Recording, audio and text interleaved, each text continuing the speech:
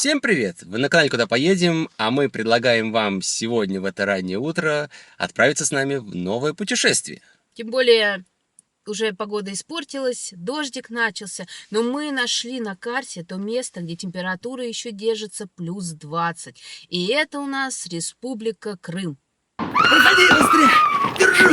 Держу! Только не простою! Быстрее! Давай!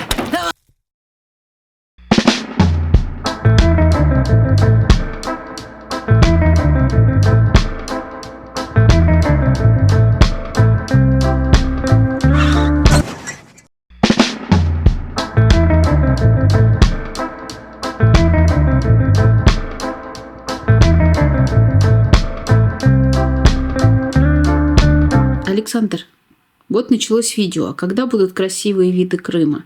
Как только дадут свет в новом свете. В каждом месте, где мы бы не ходили, нас сопровождает местный экскурсовод.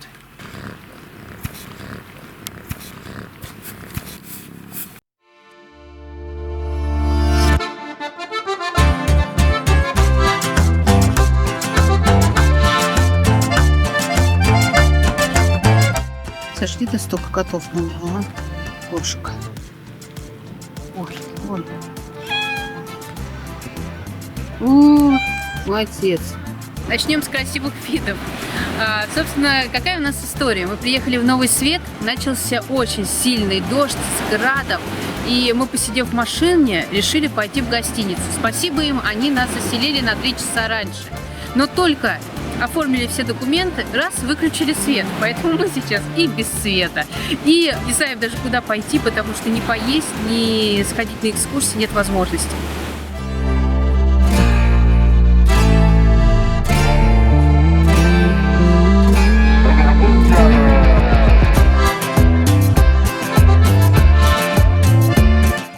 Вышли на прогулку, гуляем по набережной Нового Света.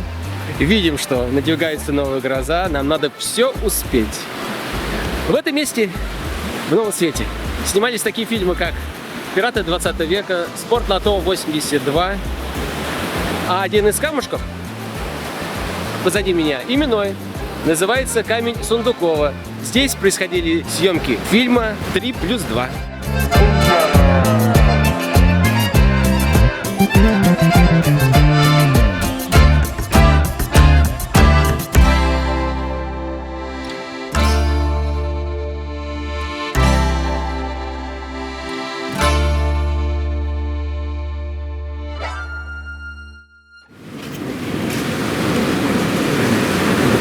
Ребят, это правда?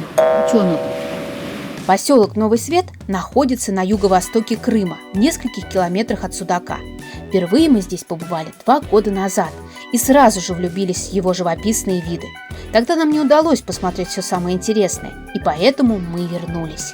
Одна из главных достопримечательностей Нового Света – завод шампанских вин, который был создан виноделом, исследователем и просто увлеченным человеком князем Львом Сергеевичем Голицыным в 1878 году. В 1913 году по решению князя имение с инотекой, дегустационным залом и штольнями было передано в дар императору Николаю II. Сегодня по территории завода проводят экскурсии с посещением туннелей. Также можно увидеть инотеку имени Льва Голицына, где когда-то располагалась коллекция вин из 50 тысяч бутылок. К сожалению, после революции она была разграблена.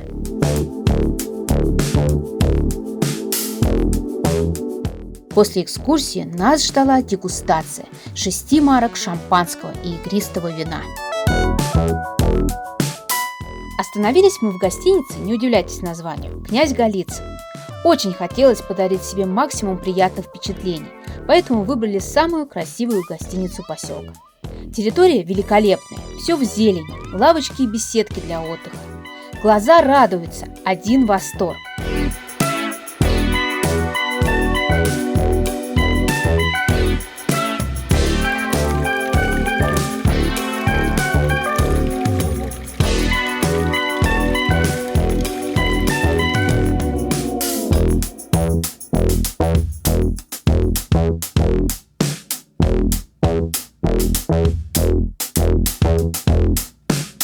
Ну как тебе, Саш, территория?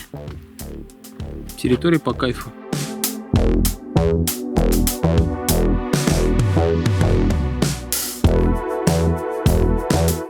Внутри, правда, номер обычный, но есть боковой балкон с видом на горы и море, а утром завтрак, шведский стол. Мы остались довольны.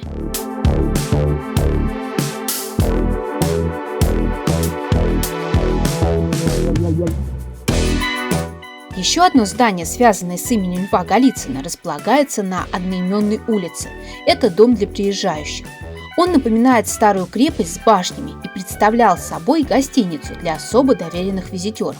Интересный факт. Именно это здание изображено на гербе и флаге поселка. Сейчас это административное здание.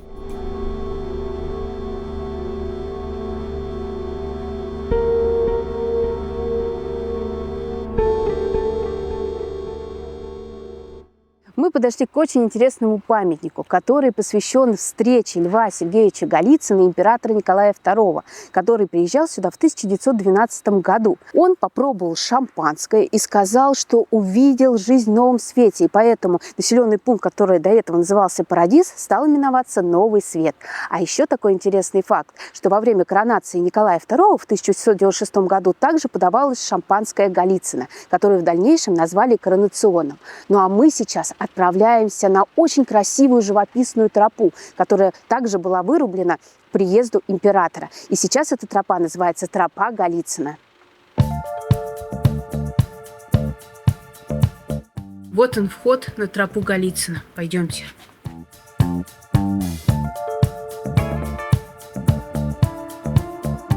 Тропа Голицына была вырублена на склоне горы Коба-Кая вдоль береговой линии по указу князя Льва Голицына в 1912 году к приезду императора Николая II. Это то место, которое даже во второй раз поразило своими живописными видами. Около входа есть карта с экологическими маршрутами, всего их 3. Первый из них идет до грота Голицына, второй до Царского пляжа, ну а третий, самый протяженный, до Караул-Аба, горы, расположенные между Новым Светом и селом Веселое. В 2022 году мы дошли только до грота Голицына. В этот раз задача была пройти дальше, насколько хватит сил. По дороге к тропе можно воспользоваться предложением местных предпринимателей и прокатиться на катере до Царского пляжа, а обратно уже своими ножками. На тропе располагается несколько интересных природных объектов. Вначале дорога пологая, каменистая, периодически приходится подниматься и спускаться по каменным ступенькам разной высоты. Сверху нависают скалы, деревья растут прямо на склонах. Это так необычно и красиво.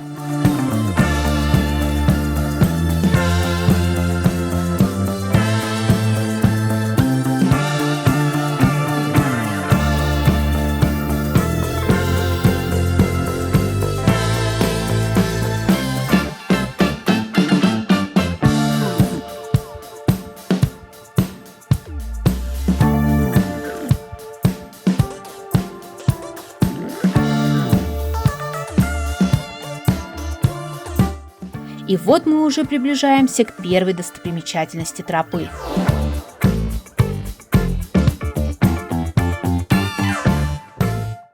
Первая наша локация, которая находится на тропе Голицына, это грот Голицына. Как видите, здесь располагаются такие интересные ниши, где раньше лежали бутылки с вином и шампанским. Сейчас по понятным причинам они пустуют. Второе название – эстрадный грот. Как видите, здесь такая своеобразная сцена, и тут периодически до сих пор проводят концерты и спектакли.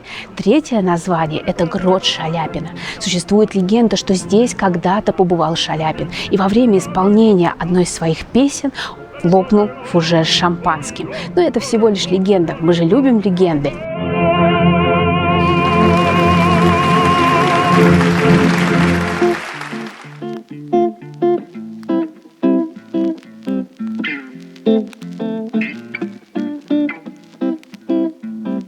Ну что же, вторая попытка, и мы снова добрались до грота. В этот раз намного быстрее. Идем дальше.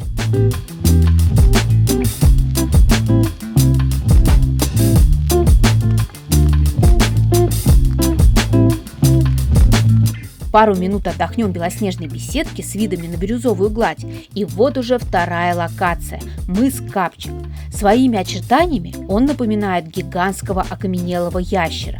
Мыс разделяет синюю и голубую бухту.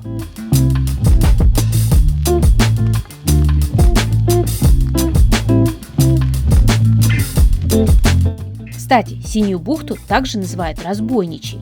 По легенде, ее якобы использовали разбойники и контрабандисты. Здесь же первый пляж Разбойничий, где можно искупаться.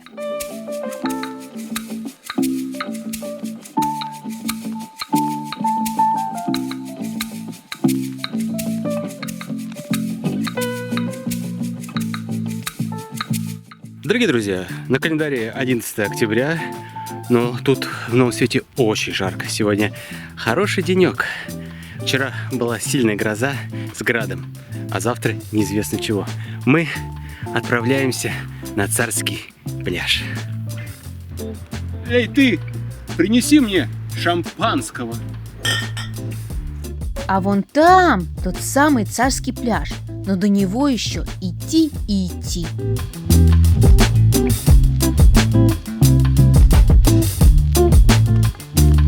Если соберетесь идти по тропе Голицына, не забудьте взять с собой водичку, тут без нее никак. Тропа в сторону Царского пляжа проходит через можжевеловую рощу с лечебными ароматами. Это часть биосферного заповедника «Новый свет». Он создан с целью сохранения таких реликтовых пород, как судакская сосна, можжевельник древовидный и фисташковое дерево.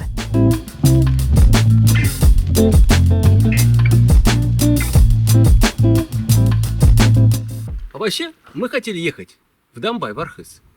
Но не поехали, потому что там плохая погода. Я получил в Новом Свете море, Лена получила в Новом Свете горы. Все довольны и счастливы. Дорога к Царскому пляжу тяжелая. Приходится постоянно карабкаться вниз по скользким пологим камням, пробираться через корни деревьев. Пока мы дошли до пляжа, сил уже не было.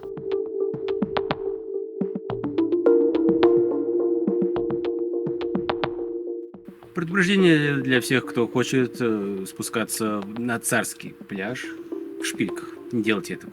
Даже вот в обычных кроссовках скользко. Нужна специальная обувь, чтобы вот по таким вот скользким скалам можно было спускаться вниз. Как будем подниматься, еще не знаем. Но это будет потом. Мы хотим искупаться.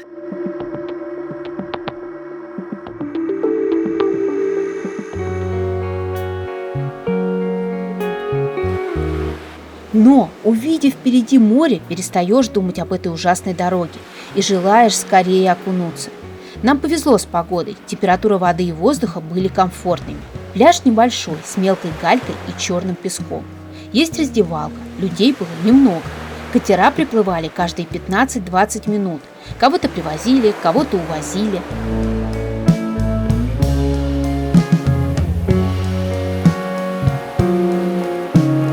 Кстати, свое название пляж получил в начале 20 века, после приезда императора Николая II в Новый Свет. Именно здесь он отдыхал и купался с членами императорской семьи.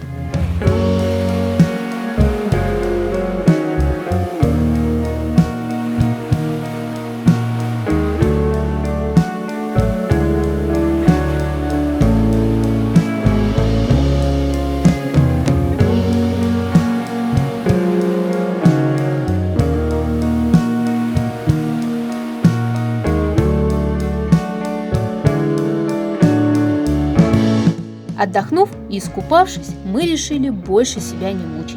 Запрыгнули в катер и уже через 5 минут были на набережной Нового Света.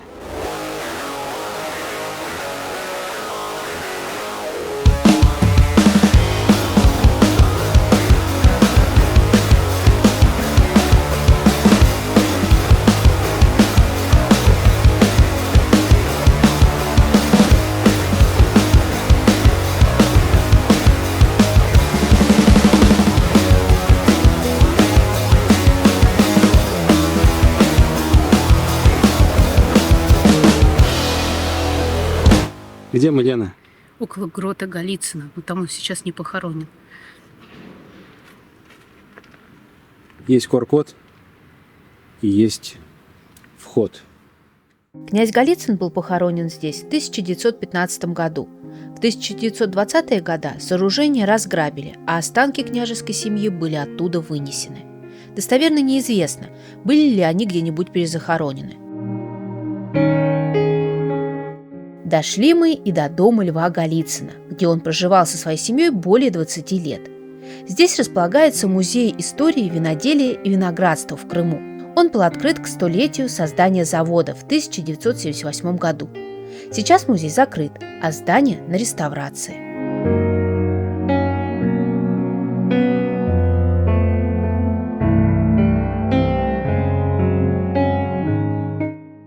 Спасибо Новому Свету за эти чудесные летние 2 дня, октябрьские. Ну а нам пора двигаться дальше. Мы едем в Гурзуф.